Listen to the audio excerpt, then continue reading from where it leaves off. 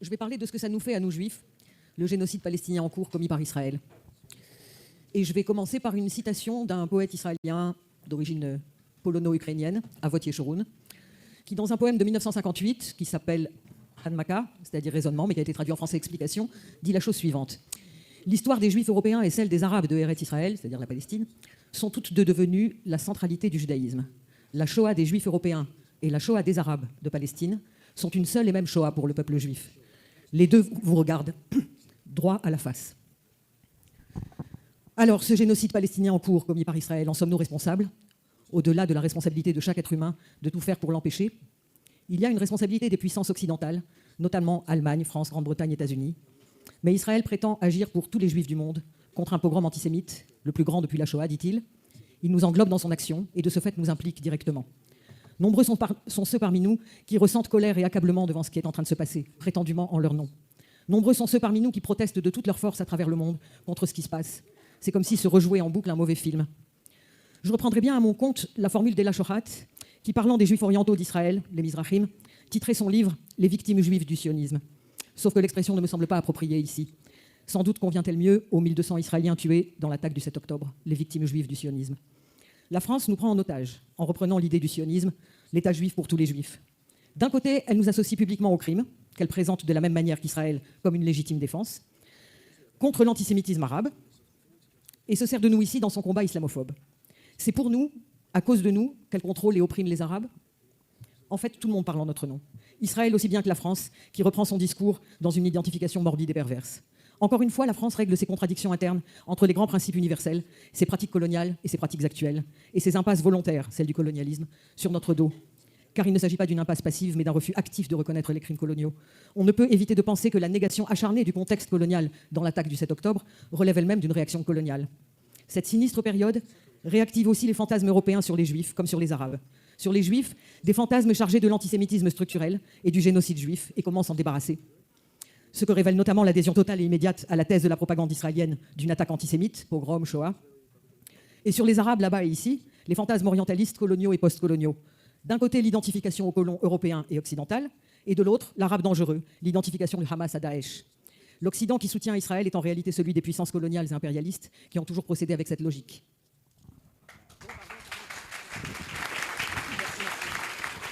Le soutien inconditionnel d'Israël, l'impunité unique qui lui est accordée, le maintien d'un statut d'exception au sein de la communauté des nations, en contradiction d'ailleurs avec le souhait proclamé de devenir une nation parmi les nations. L'aval du colonialisme, au lieu d'encourager d'autres possibilités. N'est-ce pas de tout cela qu'est formé le fameux lien judéo-chrétien?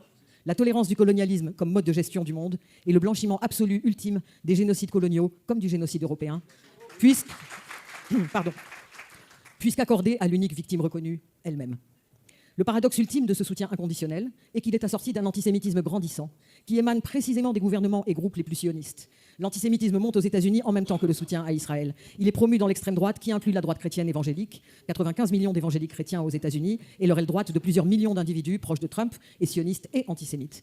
De même, comme le rappelle Jean-Pierre Filu dans un article du Monde, Netanyahou et le Likoud misent depuis plus de 15 ans sur les extrêmes droites européennes, avec Orban en Hongrie, dans les pays baltes, l'Allemagne, la Pologne, la Hollande à présent, tout récemment Milei, le président argentin, reçu en ami à Tel Aviv, qui a annoncé le transfert de l'ambassade à Jérusalem, vient de nommer Rudolf Bara, procureur général du Trésor, un antisémite notoire et nazi dans sa jeunesse. Tous ces groupes et gouvernements affirment à la fois leur soutien à Israël, en même temps qu'un antisémitisme virulent. En France, le RN, Louis Alliot, reçu en 2011 en Israël et dans les colonies, Émeric Choprade, alors conseiller international de Marine Le Pen, qui affirmait dans le même temps que les Européens de l'Ouest se trouvent dans le même bain que les Israéliens. La réhabilitation du Rassemblement national sur l'antisémitisme par le gouvernement et ses alliés se fait intégralement sur la base de son soutien au sionisme et sur un fond commun d'islamophobie. Ce que l'on a vu clairement dans la manifestation du 12 novembre, qui appelait en apparence contre l'antisémitisme et était en fait une manifestation de soutien à Israël et qui a intégré sans broncher le RN, parti républicain, à même justifier le gouvernement. Le discours israélien est massivement adopté par nos gouvernements occidentaux, qui prétendent nous protéger de l'antisémitisme contre la barbarie arabe. De fait, c'est la théorie du choc des civilisations qui est recyclée dans cet épisode génocidaire pour le justifier. Introduire le récit palestinien dans le discours européen est perçu par les dirigeants comme une attaque directe d'Israël. En ce sens, ils participent de la thèse éradicatrice israélienne du « eux ou nous » et ils montrent qu'ils ont fait le choix. Ce qui se joue pour ces gouvernements qui soutiennent activement le génocide accompli par des Israéliens juifs, c'est aussi un transfert de culpabilité, certes, mais aussi un transfert de l'acte génocidaire lui-même, qui révèle et renouvelle la présence du passé dans le présent. La structure génocidaire de l'Occident, et la liste est longue, est immuable. Seules les places changent, ce qui convient à beaucoup de gens.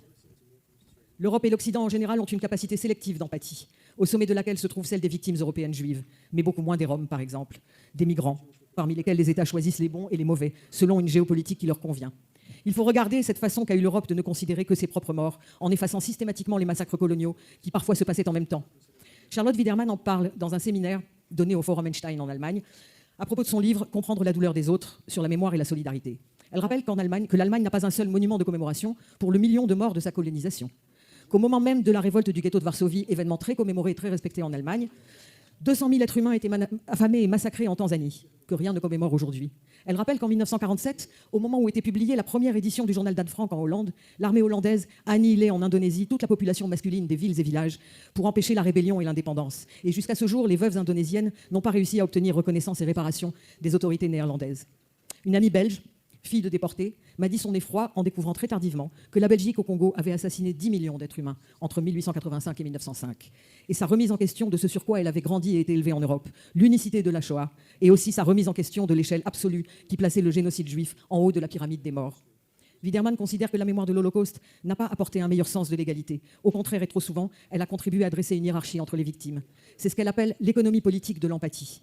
Elle précise que la question n'est pas de réduire la mémoire de l'Holocauste pour faire de la place à la mémoire coloniale. Ce n'est pas une question d'espace, dit-elle. C'est une question d'essence éthique et politique que nous tirons des crimes de masse et des génocides et sur le déséquilibre global de leur reconnaissance. Elle considère qu'une des plus importantes leçons de l'Holocauste est qu'il n'y a pas de vie humaine négligeable. Elle ajoute enfin que le sauvetage des réfugiés contre la noyade en mer aujourd'hui est le meilleur exemple d'une nouvelle culture mémorielle bien conçue.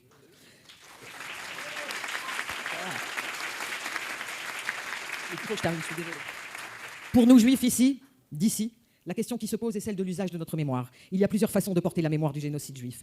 Celle d'Israël et celle de l'Occident, qui en ont fait un événement unique au-dessus de tous les autres et qui les relativise et les efface au bénéfice d'une justification du sionisme et de tous ses actes. Et il y a la mémoire de ceux souvent parmi nous qui vivons ici qui disent « plus jamais ça pour personne ». L'universalité de la mémoire est son seul intérêt. Notre film, a dit Jonathan Glaser lors de sa remise des Oscars pour son film Zone d'intérêt, montre à quoi conduit la déshumanisation la plus terrible. Et cela a forgé notre passé et notre présent.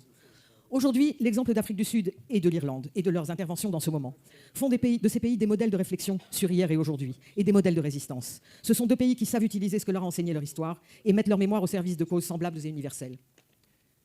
Donc je suis un peu longue. Le judaïsme est une histoire de transmission d'un savoir, d'une loi. C'est l'interprétation infinie et plurielle du texte. Et la discussion du texte est un commandement. Son éthique, ainsi que le rappelait le poète Avot Yeshurun, que je citais plus haut, est celle de la compassion et de la responsabilité de chacun envers autrui. Le sionisme efface tout cela et l'a remplacé par un discours du maître, indiscutable, parce qu'unifiant contre l'ennemi. Le sionisme, qui à l'origine n'était pas religieux, a utilisé la religion pour ses œuvres. Le Messie, c'est maintenant. Le Messie, c'est moi, disait Ben Gurion. Il a transformé la culture et la religion en un nationalisme agressif et éradicateur qui n'a plus rien à voir avec le judaïsme. Ce qu'il a mis en place est un retour à la violence des origines, au paganisme d'avant le monothéisme, celui qui ensauvage le colon et comme le colonisé. Le retour au sacrifice humain. Souvenons-nous du sacrifice d'Isaac remplacé par un agneau. Le judaïsme et le monothéisme ont remplacé le sacrifice humain par le sacrifice animal. Ce à quoi nous assistons, c'est un retour au sacrifice humain, le sacrifice aux dieux obscurs. Sacrifice de centaines de milliers de Palestiniens, et même sacrifice des siens. C'est la première fois que l'on sacrifie les otages, et qu'est assumé en Israël le viol d'un commandement majeur du judaïsme, le pidyon hashvuim, le rachat des prisonniers. Les religieux au pouvoir sont des nationalistes, fondamentalistes, et leurs rabbins poussent au crime. Le sionisme a choisi la séparation des juifs du reste du monde, alors que pour les juifs de l'exil, c'est-à-dire nous, il s'agit de travailler pour la réparation du monde. Car ainsi que le formule l'historien Amnon Ras-Krakotskine dans son livre Exil et souveraineté, dans le judaïsme traditionnel, l'exil n'est pas la condition des seuls juifs. Il qualifie la situation du monde en général. L'exil se rapporte à une absence fondamentale. Il désigne l'imperfection du monde et entretient l'espérance de son changement. Par essence, le concept d'exil se rapporte au manque et s'oppose donc à toute tentative d'instaurer l'histoire des vainqueurs. Jonathan Glaser, toujours dans son discours aux Oscars, a défini ainsi son travail. Tous nos choix ont été faits pour nous faire réfléchir et réagir dans le présent. Pas pour dire « regardez ce qu'ils ont fait à l'époque », mais « regardez ce que nous faisons maintenant ». On peut considérer que ce qui s'est passé dans l'enveloppe de Gaza, au Tef Aza, la vie normale et banale qui s'est déroulée paisiblement dans les kibbutzim et les villages, la rave-party qui s'est tenue au moment de l'attaque, on peut considérer que tout cela constitue véritablement une zone d'intérêt. Qu'il ne puisse y avoir de remise en question de cette façon de vivre chez la majorité des Israéliens s'explique par la force du consensus social et l'effacement volontaire par l'État de toutes les coordonnées permettant de mettre en marche la pensée. Le discours du maître anticipe même les questions qui auraient pu se poser sur la guerre et surtout sur les alternatives possibles pour un futur viable. Il impose de faire taire toutes les contradictions internes du sujet ou collectives. D'ailleurs, la censure est aujourd'hui massive et l'interdiction prochaine de la chaîne Al Jazeera, par exemple, vient d'être annoncée en Israël. Ce n'est pas sans évoquer la description des Blancs de l'apartheid. Tout ceci n'est pas sans évoquer la description des Blancs de l'apartheid que faisait Neil Rawls, sud-africain spécialiste de la culture blanche sud-africaine dans son livre « White Apartheid Culture ». Nés dans une société déjà ségrégée, les Blancs de l'époque de l'apartheid se sont maintenus dans les structures particulières de la société grâce à des privilèges matériels importants. Ils vivaient bien, en montrant tout à la fois que leur vision du monde était façonnée par leur idéologie et leurs préjugés, mais aussi qu'ils partageaient le secret public en sachant ignorer les iniquités de l'apartheid. Ils ont également été soumis à l'ingénierie sociale, aux réformes et à la discipline conçue pour les garder dans leur classe, race, idéologie et culture, considérées comme appropriées. Jonathan Glaser, toujours, a conclu son discours aux Oscars ainsi. « Aujourd'hui, nous nous tenons devant vous comme des hommes qui refusons que notre judéité et l'Holocauste soient détournés par une occupation qui a causé tant de souffrances pour tant d'innocents. Qu'il s'agisse des victimes du 7 octobre en Israël ou de celles des attaques incessantes qui se déroulent à Gaza, elles sont toutes des victimes de cette déshumanisation. » Et il a posé, pour conclure, la seule question qui vaille hier comme aujourd'hui et ici, qui se pose à nous tous: comment résistons-nous ?